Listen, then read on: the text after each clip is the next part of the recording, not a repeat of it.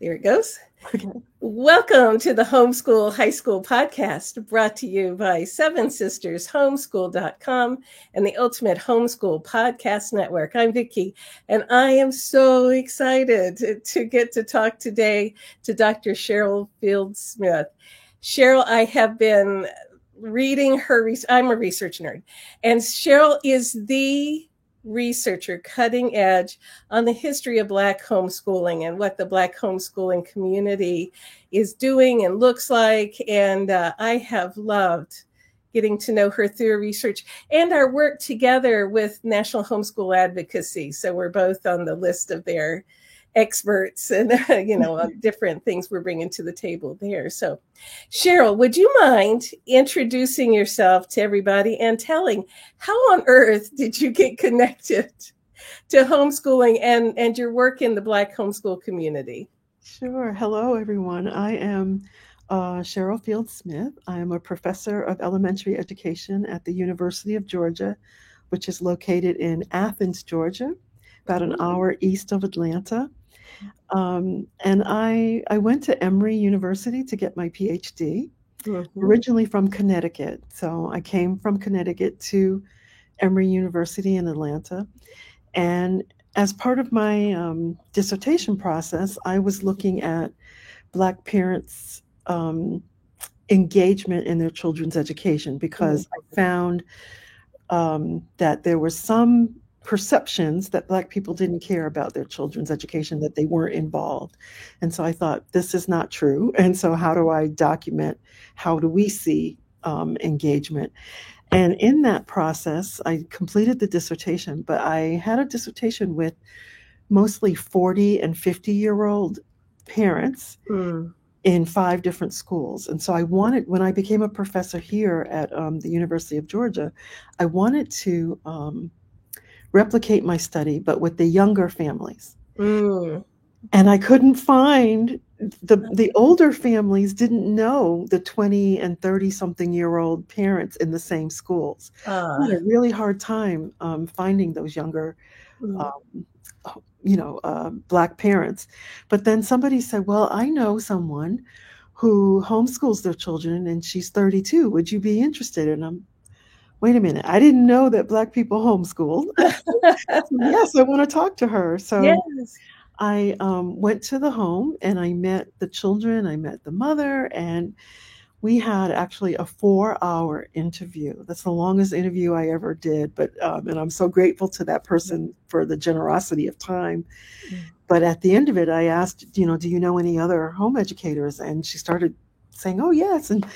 And so I went and got a Spencer Foundation grant to do a 2-year study. I had 46 Black families, most of whom were in the metro Atlanta area. And in 2009, I published the first empirically based article that focused exclusively on Black homeschooling. And I tried to get away from it. I'm not a home educator. I have 2 children, they're grown now, but in talking to home educators, I have been given the title a part-time home educator because even though there was a time when my children and I they were going to the same school I taught in Connecticut, I still never totally relied on the school system to educate my kids. We still had mommy school, especially in the summertime. And so I am a part-time. You're part-time, right? Yeah. So it's been really interesting journey for me. The other part of my job not only is the research, but I also help to create new teachers, and I do teacher education for people who are teachers as well. And so it's interesting to have both. Both perspectives, and I don't see them in contradiction with each other at all. I think that Black home educators have a constructive criticism to offer the public schools, and when you look at their stories of why they're homeschooling, many of them initially chose public schools, but it wasn't working for one of their children or all of their children, and they made the decision to homeschool. So they have empathy. They want the public school system to work. Yeah, and that is the lovely thing is we don't have to be against each other to have different educational systems. These are families that homeschooling works best for them. So I was watching, oh golly, I can't even remember the name of the organization that you were presenting some of your research for on Vimeo. And they talked about in 2016, so that was before the major world event that changed, homeschool Right. a lot. Right. There were about 8% of the American population that was Black in homeschooling. And then as of 2020, it had jumped to 15%, which, according to PBS, which they were quoting, was about representative of like proportionally what the Black population is in the U.S. So in other words, a lot of people are homeschooling. And that's a cool thing that you were out there doing the research on why as it was going on and right at the cutting edge of the growth. Right. So could you tell us a little bit, all right, listen, Cheryl has, because she's a professor, she's an academician, she's a researcher. So she has, professional journal articles on homeschooling and a professional publication. So I've been reading the book, and talks about Black homeschooling mothers. And so you went all the way back, on the importance of education in the Black homeschool community, all the way back to Hush Harbors and pit schools and stuff like that. So could you kind of take us back on, education has always been important to Black parents. Yeah. Can you tell us some of those, what's sure. Those who don't have any idea, Right. Yeah, education has always been critical. Education equated to freedom. Yeah. And so when African slaves were, African people were brought over as slaves, we denied them the privilege of learning to read, or they tried to deny us. Right? They tried, I should say. But we knew, I think instinctively, our ancestors knew that learning to read and write was part of gaining freedom, was critical for gaining freedom. And so they risked their lives, even when the laws said, you could be killed for learning to read. They did what they did to, in secret, learn to read. And the thing that I find most interesting about that is that when one enslaved person learned to read, they didn't just keep it to themselves. They shared it with everyone, right, that they could. So we call it self-taught, but community, it's actually community, right? Communal self-taught or collaborative self-talk. It's done in community, which was really important. Each one reach one, even back then. Sort of the policy there. You don't just keep it to yourself. You make sure everybody can also read and write. And so it was very hard to keep us from learning to read and write, because once one learned, we all learned, right? And then you had segregated schools. And if you take the time to read people like W.E.B. Du Bois, Carter G. Woodson, who wrote almost 100 years ago, wrote The Miseducation of the Negro. If you read these texts, they were telling us that it's really better for us to be with one another. Don't worry so much about being integrated, because we'll never be seen as equals. We'll never receive what it is that we need. And they were giving us sort of a blueprint, if you will, of what the African-American person needed.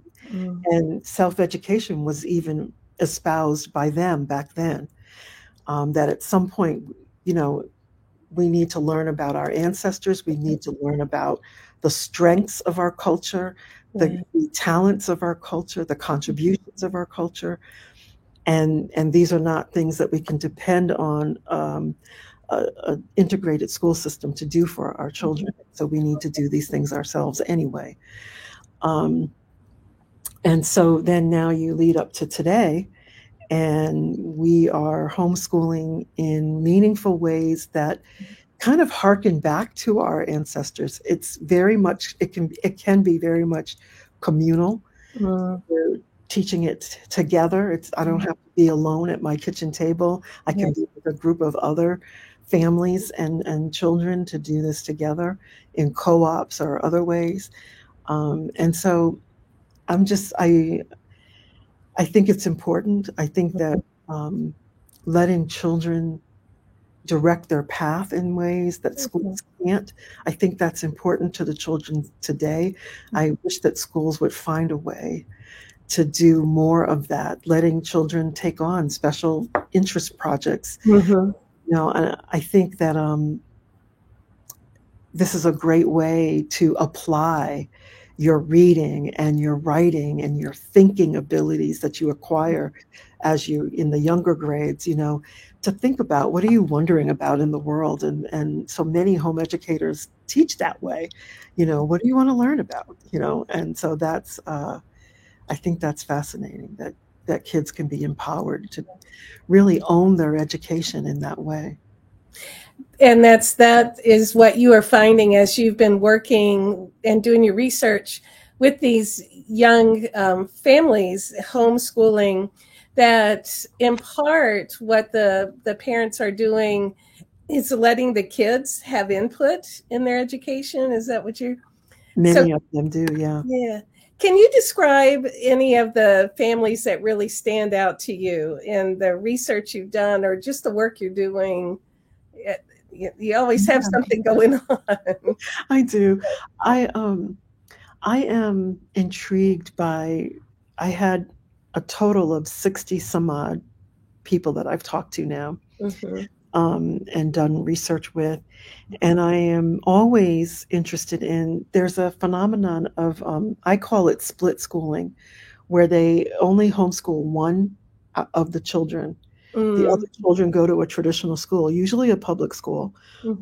And I can think about those mothers that were doing that, and fathers too. I don't want to leave them out, but I usually talk to the moms. It's usually the moms, yeah. But yeah, you know, there's this idea that sometimes kids march to a different beat, you know, and the sit down and be quiet and the surveillance of your body having to be still and you know, it's just not going to work for some kids. Or the mother has gone to the school and said, the reason you're having behavior issues is because I'm looking at this work. My child knows this already. Yeah. And he's bored. Not giving him advanced enough work. And then becomes this sort of chicken and egg kind of thing where, well, the teacher's like, well, they're not behaving, so how can I give them more work when they're not doing the other work that I'm giving? And the parent's saying, well, would you do work that you already knew? You know, like, and they just can't come eye to eye with that. And so the mother has to take the child out and teach them on their own, you know? So that has happened a lot, you know, frequently. I think also the moms who, their children are adults now. They homeschooled them all the way through high school, and they went to college or not. And now these moms are critical members of Black homeschool organizations. They are veterans homeschoolers who are not in the homeschooling mode now, but they're still giving back to that community in powerful ways.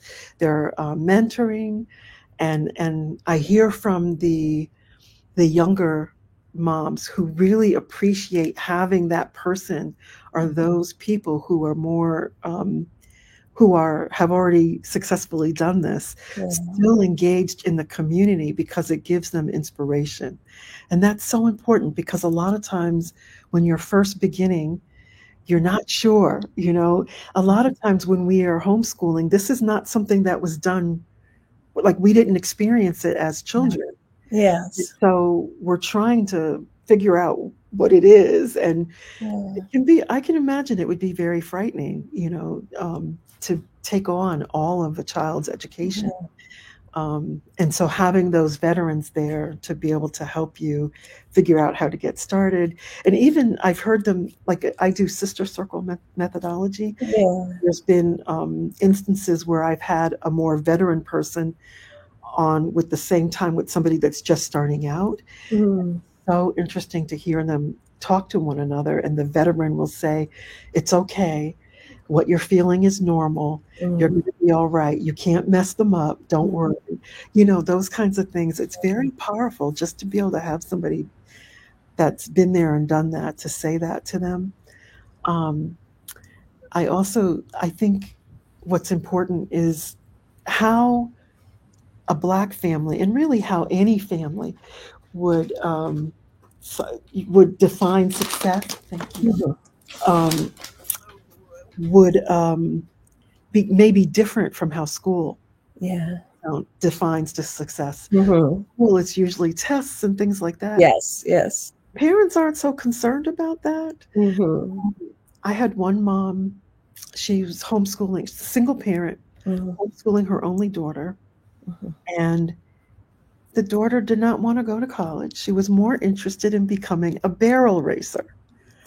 Yes. I was like, okay, well, what's a barrel racer? Because I don't know what that is. I got educated on the rodeo.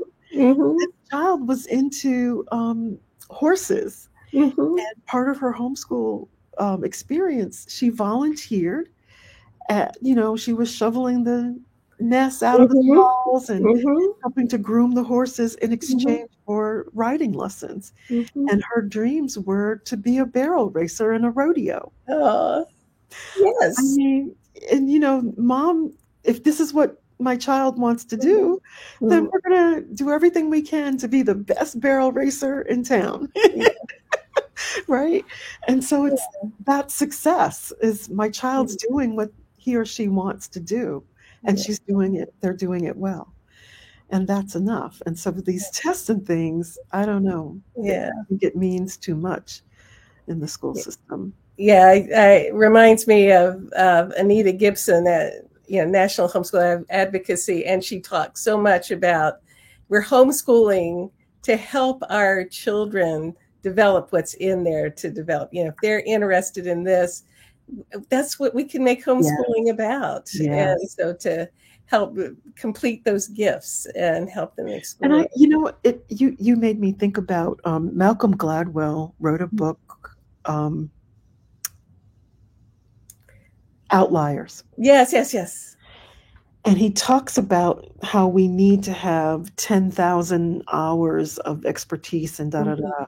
mhm, Well, if you're homeschooling mhm, and your child has an interest in, I don't know, digital security mhm, is a new thing, right? But mhm. they're really interested in it.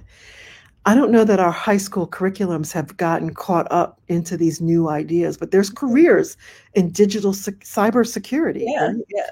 Well, as a home educator, you can do things and get your child they can do the Mm. certificates on Google and learn different Yep, little spaces and get yep. expertise in this area. So by Mhm, the time they are ready to graduate from high school, they have all of that stuff behind them and they're ready for college and mhm. ready to dive into the problems related to that field because they've been actually looking at it. And, that's powerful, you know? It certainly is, and yep. Reminds me of the Olympics are on right now as we record, Yeah, and watching Simone Biles, who homeschooled, which right. gave her time to invest in her gifts That's and her exactly. interests. So, yeah, and I imagine there are other Olympians out there who were also homeschooled. Yeah. So what do you think will be your next projects in your research? I just finished a book for Harvard Educational Press, Ah, tentatively titled Creating Educational Justice, mhm, Lessons Learned from Black Home Educators.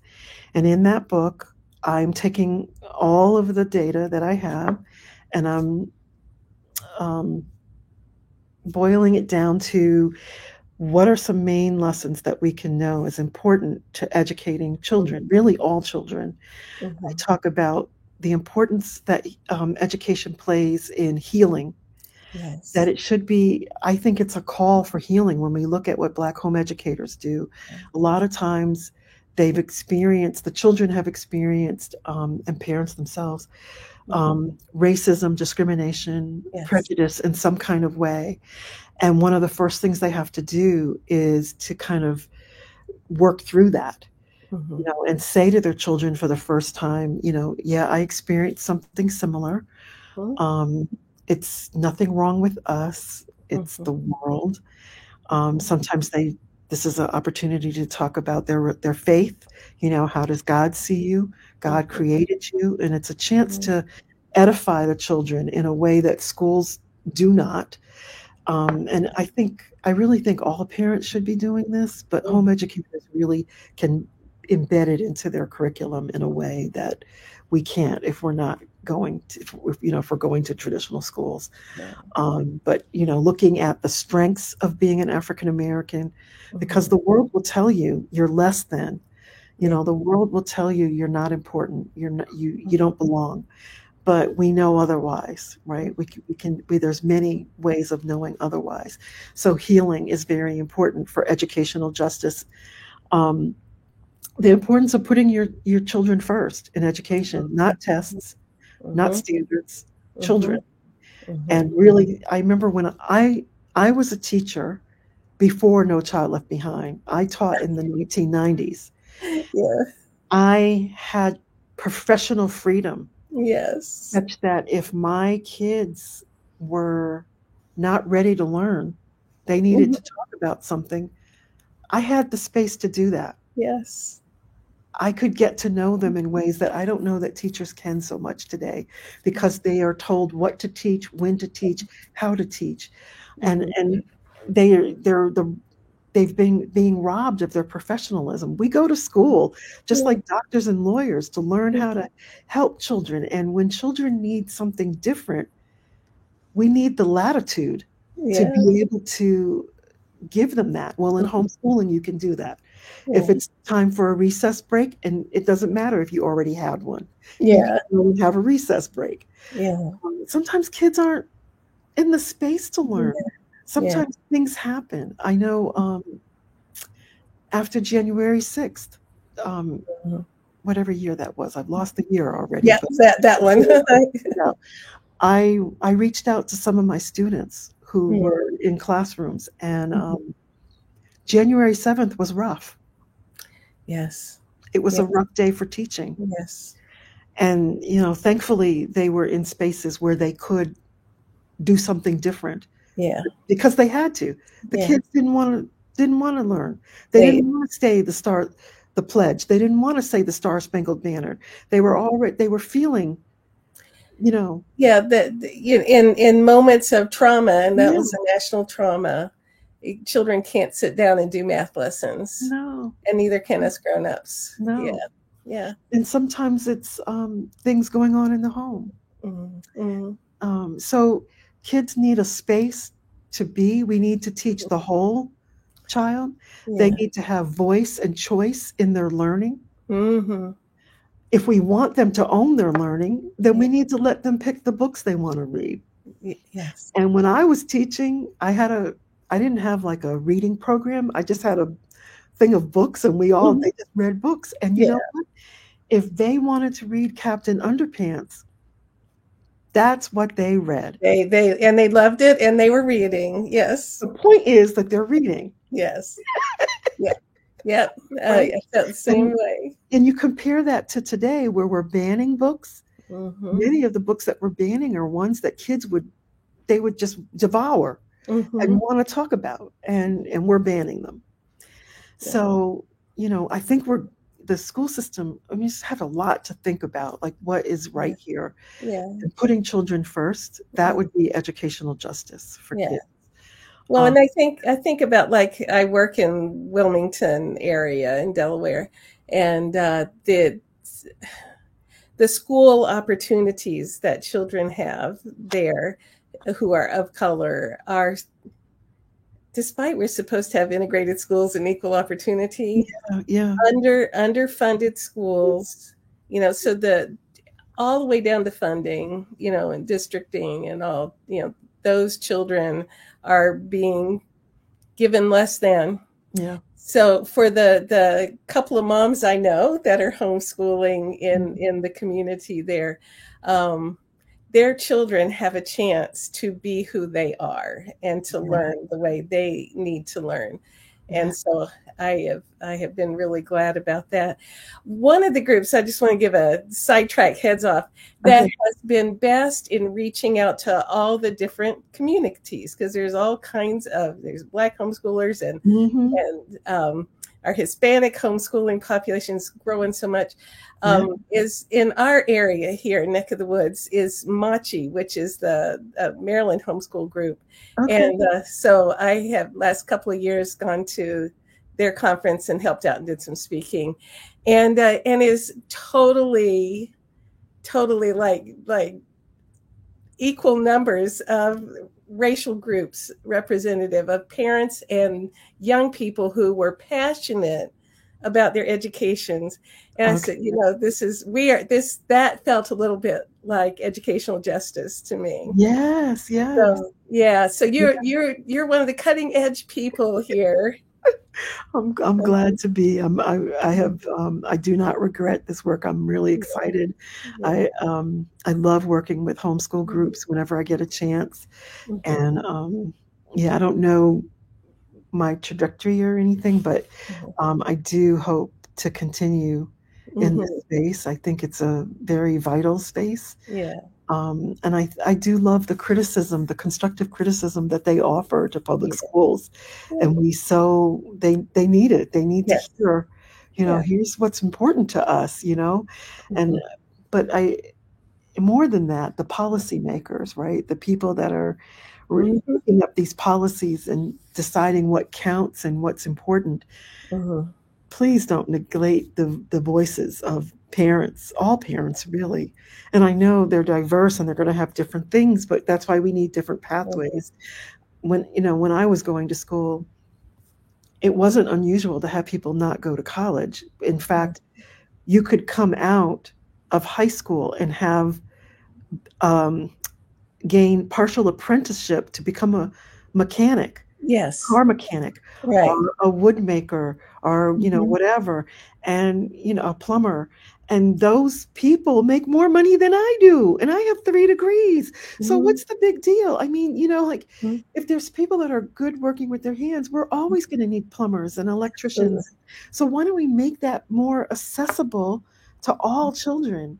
And if you're a home educator, I had a home educator mom that she had 3 boys, and she made sure that they had a vocation, that they had, carpentry, electrician, or something, because she herself had found, she was a single parent, and when her job was based on construction, and here in Georgia, we had a time when construction was slowed, and she was out of work. She didn't want that to happen to her kids. Now, if you're a plumber, electrician, or a carpenter, you are never going to be out of work. Yep. Yeah, and really, and I'm thankful for the fact that the trades, that these days it's a decent paycheck, and like you said, a professor or a counselor like I am, like their income is better than mine. And yay, it's so good. But we have a habit, I know, for a while, I don't know if it's still true in my district, but when my kids were going through high school, everybody had to get the college ready. Yes. Well, what if they weren't college ready? Like that never made sense to me. So that's why we got homeschooling. So educational justice for the kids who have callings in other areas. So absolutely. Okay, Cheryl, I know your schedule is so full and you squeezed me in between all these other things you got to do. Everybody, you can find Cheryl at National Homeschool Advocacy. You can, start clicking links there, but I will also in the show notes have links to her research and other interviews that she's been part of, because we've got a pioneer and a Oh, trendsetter and somebody who can really help with making the homeschool community just and right and fun. So yeah. thank you, Dr. Thank Cheryl you. Thank you Smith. so much. All right. All right. This has been the Homeschool High School podcast, brought to you by Seven Sisters Homeschool.com and the Ultimate Homeschool Podcast Network. Thank you to Seth Tillman for editing and Richie Soares for transcripts, and we'll see everybody next week.